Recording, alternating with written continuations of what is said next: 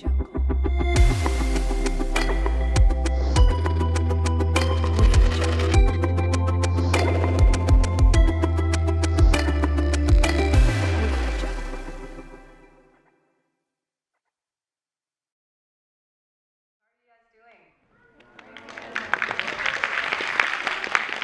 are you guys doing? Are you sure? Okay, good, great. So I'm here gonna talk to you about my personal story, although I don't think it's as good as his because he has a medal, I have none. But I hope that my story actually share, and change your mind. I share my feelings, my opinions, and hopefully my story will change your own story as well. So let's start. Okay, I'm going to ask you a couple of questions, because I don't want to stand here and talk by myself, all right? What do you think when you look at this? A movie. Anything else? Anything else? Huh? A circle? Oh, okay, circle, cool. Anything else? The ocean, wow. It's very nice. Okay, so yes, you're right, it's probably about movie, but I'm not here to talk about movie today. Life of Pi is the name of the movie, but pi is a mathematical thing that I'm gonna talk to you about today. So somebody mentioned circle, somebody mentioned a wave. Does the rest of you know what pi is? Raise your hand. All right, about like 15, 20 people, fine. Do you know what is pi? Raise your hand. Okay, less than that. So pi is a constant, 3.14 in math. Do you think pi is important? Raise your hand. Okay, cool. More than before. Do you know why pi is important? Raise your hand. I got two hands. 2 hands out of everyone. Okay. Okay, the truth is I don't even know why. So I look it up on the internet, and the research says anywhere you see circles, the constant of pi comes into play. Sound waves, river bends, even the apple pie that you eat, the constant 3.14 comes into play. Pi is the most celebrated number in the mathematical world. It is very important. Truth is, after all of that definition, I still don't know why it is important. Does any of you know the Geneva Accord that was signed in 1954? Raise your hand. I got no hand. Okay, I got half of a hand somewhere. All right, okay. Okay, so the next question was supposed to be, do you know why it is important in Vietnam modern history? Not really, no, okay. I know now, but I didn't know then. I didn't know when I was taught in school about the Geneva Accord in 1954. In physics, I used to have to memorize a lot of laws, definitions, formulas in physics, but I never know why the skies and the oceans are blue. I never know why I can see the rainbow. I never know why rainbow has 7 colors. I never know why I have electricity in my room just by the switch on the wall. So I'm going to tell you a story. In 10th grade, I was called to the competition team in literature in my high school. I love literature. I was really excited, and I'm really looking forward to the first day on the training class. I went to the training class for 3 hours. You know what happened? I never came back. So I'm going to tell you why I never came back. My friend and I, we spent 3 hours in a class in a hot, humid summer afternoon. It's not because it's hot and humid that I didn't come back. But what happened was that we were sitting there for 3 hours. Our teacher was reading to us every single word of the piece of writing that won a national prize. And we were sitting there writing on our own with our own hands in our notebook. She expected us to write every single word. She expected us to bring that notebook home and memorize every single word. She expected us to memorize that piece of writing and write another piece of writing as close as that one. Needless to say, I was deeply disappointed. I came there with a different expectation. I came there, I expected her to tell me the framework of writing. I expected her to tell me how to differentiate between a good piece of writing and a bad piece of writing. I expected her to show me how to write my own piece of writing in my own voice, not to write it similar to the other one. So I quit. So my friend and I, we were taught that memorization is important. And in school, questions were seen as non-obedient, challenging, potential conflict, and probably a little rebellious as well. I wanted to be a good one in class. I never want to get in trouble, so I listened. So I memorized everything. I never questioned. Then I turned 18. I stepped out of the country for the first time to study in another country. And I was sitting there in class, and remember, there were a lot of discussions in class between the professor up here and the students down there. They kept on talking and talking and talking, and I was like, when are you gonna finish talking? I was waiting for my teacher to tell me what to write in my notebook. I was waiting for my teacher to tell me what is it that I need to take home for my homework today and that I have to tell him the next day. But they kept on talking. And I thought the international students were rude. They didn't agree with anything that the professor was saying. They kept on disagreeing with him, and they kept on talking. And then exams came. There were 2 exams. One was about general studies. I was really confident. I was generally good with general and social studies and stuff like that. That's first. The second one is they allowed me to bring the textbook in the exam.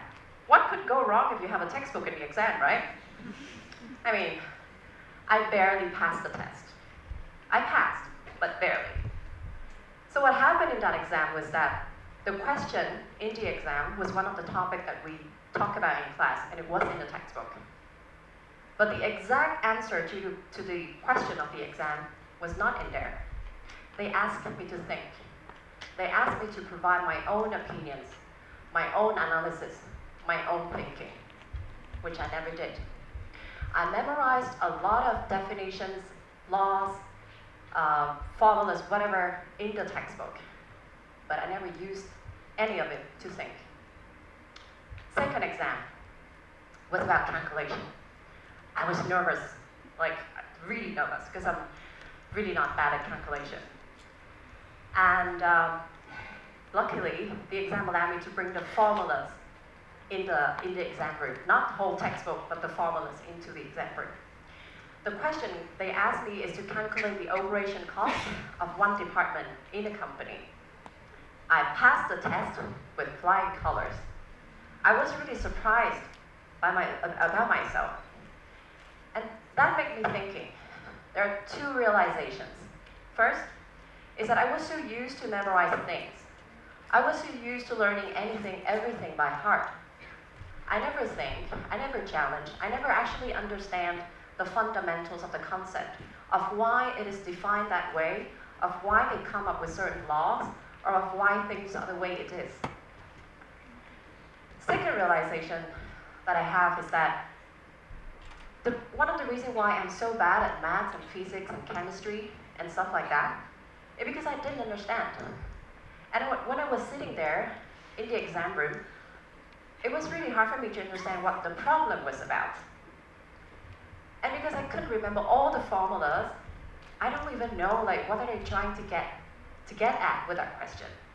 So, when I was doing the second exam, that made me thinking, it is important that I have to understand the problem, know where we are trying to get at, use the definitions, the laws, the formulas as tools to get us to solve the problem and get to the solution. And then I realized that all the discussions, the conversations that the international students were having in class was actually a process. It was a process of discovery, thinking, exchanging ideas, testing hypotheses, and finally get to an agreement or a decision of their own, which I did not take part in. So, understanding, to me now, is prerequisite. Memorization is a tool to help you to understand. Good, this light's working. Okay. So, I realized that getting bad grades doesn't mean that I'm bad. Getting bad grades meant that I didn't know what to do with it, that I didn't think, that I didn't understand, that I didn't use my brain enough. I now know why the oceans and the skies are blue. I hope you do. I now know that why rainbows have 7 colors. I now know how electricity was generated, how electricity traveled from city to city, how electricity traveled to my home, and how I could get electricity up in my bedroom. I now know not to take Coke and Mentos at the same time. I hope you do. You're laughing, you do. And I also know to have fruit before the meal, not after the meal. Do you know that? Yes, good. And you know what? That is math, physics, chemistry, biology, all in there. And we're not so bad, aren't we? I'm not so bad, am I? A couple of more stories of my failure. In grade 6, I failed to get into a French class. And that school, they have special classes, and those special classes are French class. They're so special. I wanted to get into that, but I failed. There are 2 reasons. One is because I did not take formal training in French before taking the entrance exam, which was administration in my point of view. Second, I actually went to study French, but it was not so good. I couldn't remember all the gender, le, la, les, ooh la la. But now, it doesn't stop me from singing a couple of French songs, watching French movies, or appreciating French paintings. Second failure. I failed in music class in grade 6. I couldn't remember all the notes, all the clefs, sol clefs, fa clefs, do, re, mi, fa, sol, la, sol, too difficult for me. I couldn't remember all the signs, that this sign means that goes up half a note, and the other sign means it goes down half a note. And for 20 years, I kept thinking that I'm bad at music, and I stayed away from it. Up until 2 years ago, I started my first music lesson and started trying the first music instruments. You know what I realized? Music is hard. And I'm still not good. But it doesn't stop me from trying. And the truth is, I'm still trying to play that goddamn music instrument right now. And you know what it made me realize? It made me realize that memorization is not equal to understanding. If you don't have the basic understandings, if you don't know the basics, if you don't know the fundamentals, your memory will fail you anyway. That's the first. Second, we're bad or good at something is relative, right? And being bad at something historically doesn't mean you continue to be bad at it. In my case, I realized that I could be better at anything if I want to set my mind to it. And a couple of other smaller stories. In school, we were taught that Vietnam won the American War and the country was united in 1975. I stepped out of the country, and I remember that year was 2003. And people asked me, so how was the Vietnam War? I'm like, what? Because I know about that war as an American war, not a Vietnam War. In school, we were taught that Vietnam has a very long coastline facing the sea to the east. That is called the East Sea. Now, when I studied geopolitical, they talk about the South China Sea. I'm like, what? Another question that people like to ask me if I speak in Vietnamese, they're like, so where are you from, the North or the South?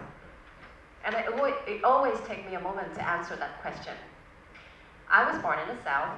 My mom was a Southern who was born in the North, so she spoke with a Northern accent. My dad was born in the North, he moved to the South, so which is a complicated story. So it took me a while to think whether I should say I'm from the North or I'm from the South. For the longest time, I was stuck being a Northerner or a Southerner. I stepped out of the country, I am Vietnamese. And today, if people ask me, are you from the north or are you from the south? Depends on the situation, depends on the person that I'm talking with. I'm gonna say I'm a northern or a southern. And I kind of like that flexibility. I'm no longer stuck being one or another. I could be both, whenever I want. So the point of the story was everything is relative. The two beautiful MCs said at the beginning of this is that there's no black or white, there's right or wrong, mostly. There's still black, white, and there's still right, wrong. But everything is relative, and it's different depending on where you're coming from, where you stand, which angle you look at it, and the situation. There could be no right or wrong. There could only be suitable for the situation, to the other person, and to you. So the last thing that I want to leave to you is, okay, can you please go to the next slide? So I attended another talk. Yeah, you're attending my talk, I go to another talk. That's normal. And that talk was about faith and science. I'm not going to tell you about that talk right now, because it's a very complicated matter, and we can talk about it until tomorrow, and we'll never finish. But the one key takeaway that I take away from that talk, the guy was saying, I'm here to tell you my opinions, my thoughts, my thinking. You can agree or disagree with me, take it away, have a think about it, and make up your own mind. And so as for my talk today, first of all, I thank you for your attendance, your attention, your engagement, and your patience. And I told you my opinions, my thoughts, my thinking. I want you to take it away. You can agree or disagree with me, but think about it, make up your own mind, and think in your own way. Thank you.